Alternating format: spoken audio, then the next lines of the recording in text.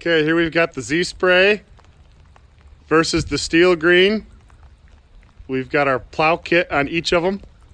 Plow kits have been redesigned so that we can actually ship them and you can bolt them on. They completely bolt on the steel green without taking anything off, no drilling, any of that jazz. We've got our spray boom off of this machine because we take them off for plowing so we don't cover them with salt. The Z-spray, you still have to cut locking casters off, but that's it. Other than that, it bolts on. But we thought we'd show which machine is stronger. You guys want to do a little push of war?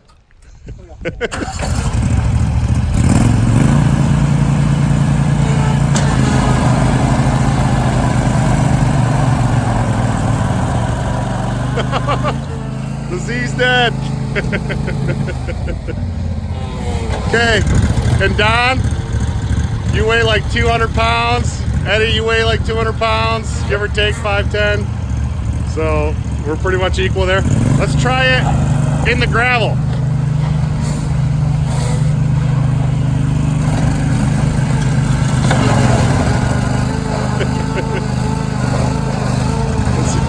You get it going, Don?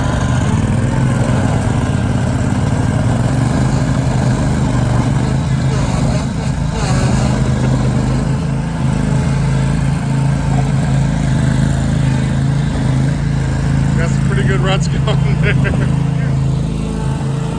Oh yeah, cleaning up the ruts. Right on. It makes sense that the steel green machine would be a little stronger because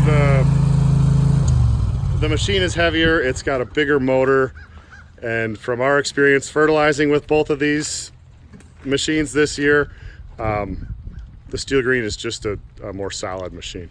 And how many hours, Eddie, are on this thing? 205. 205 hours.